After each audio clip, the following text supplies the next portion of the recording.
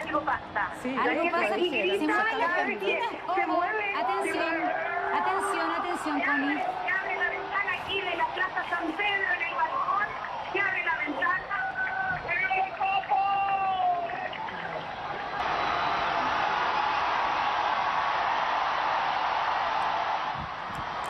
Voy traduciendo. Annuncio vobis gaudium magnum.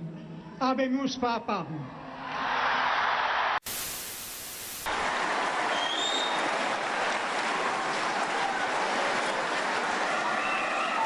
Ahí está Jorge Bergoglio. Y a todos los cristianos del mundo. Miren cómo grita la gente.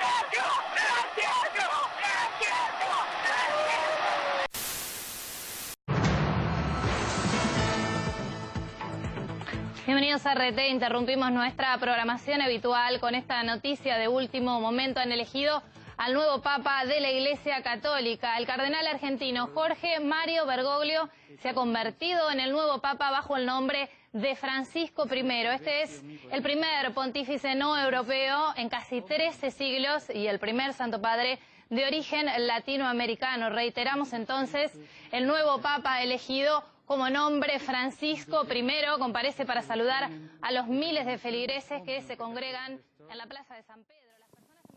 Vino para lanzar un mensaje conciliador desde el Vaticano, dirigido a católicos y no católicos. Su legado divino en la tierra es todavía una surgente incógnita, pero al menos sus palabras ya se enmarcaron en la historia de la humanidad. La aparición de Francisco significa un liderazgo extraordinario no solo para su Iglesia Católica, sino que para todo el mundo. En poco tiempo ha sido capaz de revolucionar los discursos de la Santa Sede, a tal manera que incluso pide lío entre sus seguidores. Espero lío. Que acá adentro va a haber lío, va a haber. Que acá en Río va a haber lío, va a haber. Pero quiero lío en las diócesis. Quiero que se salga afuera. Su discurso en favor de jóvenes, viejos y pobres, los grupos en factor de riesgo de las actuales sociedades, ha llegado a resonar desde Washington hasta Moscú y Pekín. Miren, yo pienso que en este momento esta civilización mundial se pasó de rosca, porque es tal el culto que ha hecho al Dios dinero que estamos presenciando una filosofía y una praxis de exclusión de los dos polos de la vida que son las promesas de los pueblos. Exclusión de los ancianos, por supuesto, porque uno podría pensar que podría haber una especie de eutanasia escondida. Es decir, no se cuida a los ancianos, pero también esta eutanasia cultural, no se los deja hablar, no se los deja actuar. Y exclusión de los jóvenes, porcentaje que hay de jóvenes sin trabajo, sin desempleo, es muy alto y es una generación que no tiene la experiencia de la dignidad ganada por el trabajo.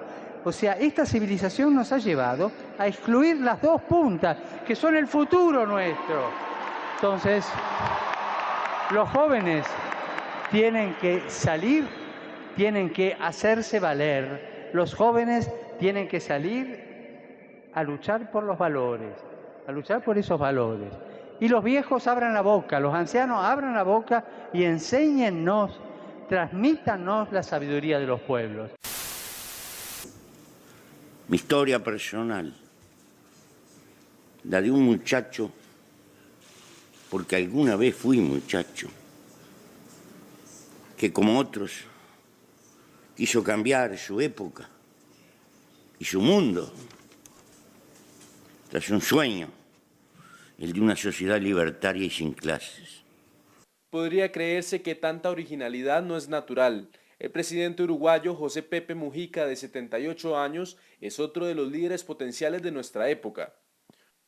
No es solo su acción de dar el ejemplo donando su salario a programas sociales y a su partido el Frente Amplio, ni viviendo su casa vieja, tampoco usando su antiguo Volkswagen, sino su metafórico discurso en contra de las injusticias sociales divulgado en frente de las autoridades de las grandes potencias del mundo. Pero soy del sur y vengo del sur a esta asamblea. Cargo inequívocamente con los millones de compatriotas pobres en las ciudades, en los páramos, en las selvas, en las pampas, en los socavones de la América Latina, patria común que se está haciendo. Cargo con las culturas originarias aplastadas, con los restos del colonialismo en Malvinas, con bloqueos inútiles a ese caimán bajo el sol del Caribe que se llama Cuba. Cargo con las consecuencias de la vigilancia electrónica, que no hace otra cosa que sembrar desconfianza, desconfianza que nos envenenan inútilmente. Cargo con una gigantesca deuda social y con la necesidad de defender la Amazonia, los mares, nuestros grandes ríos de América. Cargo con el deber de luchar por patria para todos y para que Colombia pueda encontrar el camino de la paz. Y cargo con el deber de luchar por tolerancia.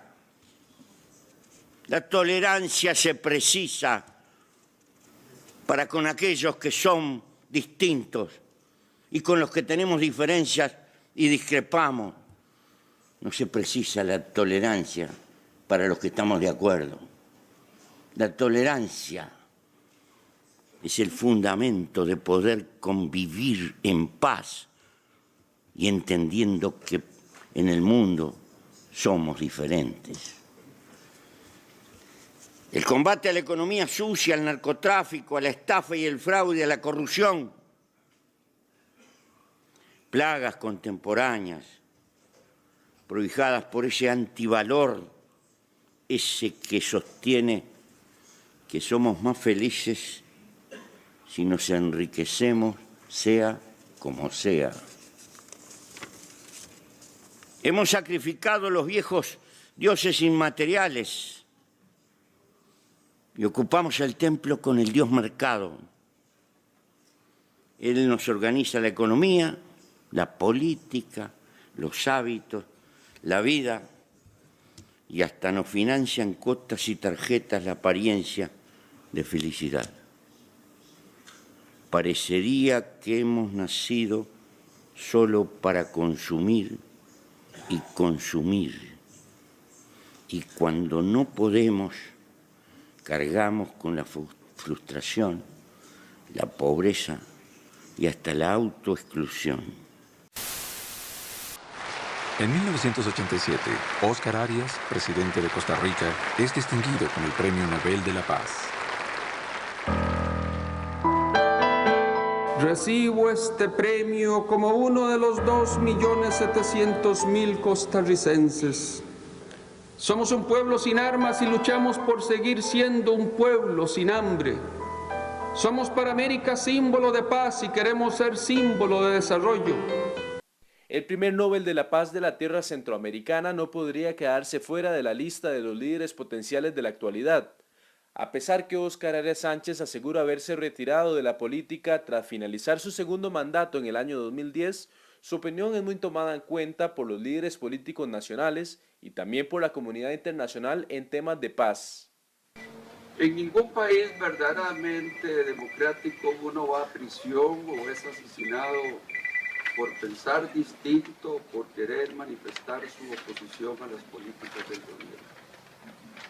Venezuela puede hacer todos los esfuerzos de oratoria que desee para vender la idea de que es una verdadera democracia. Pero con cada violación a los derechos humanos que comete, niega en la práctica esa afirmación, porque reprime la crítica y la disidencia.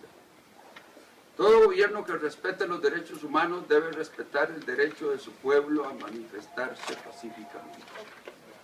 El uso de la violencia es inaceptable. Recordemos la advertencia de Gandhi: ojo por ojo y todo el mundo acabará así. Siempre he luchado por la democracia y estoy convencido de que en una democracia, si uno no tiene oposición, debe crearla, no reprimirla y condenarla a un infierno de persecución, que es lo que parece hacer el gobierno del presidente Maduro. Venezuela debe respetar los derechos humanos, sobre todo los derechos de sus opositores, porque no tiene mérito respetar solo los derechos de sus partidarios. En algún momento de su vida dijo Martin Luther King Jr. que los lugares más calientes del infierno están reservados para aquellos que en un periodo de crisis moral mantuvieron su neutralidad. Llega el momento en que el silencio se convierte en traición.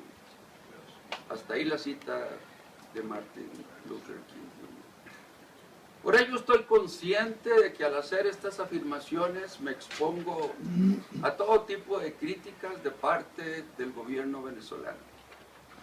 Me acusarán de inmiscuirme en asuntos internos, de irrespetar su soberanía y casi con certeza de ser un lacayo del imperio. Sin duda, soy un lacayo del imperio de la razón, de la cordura, de la compasión,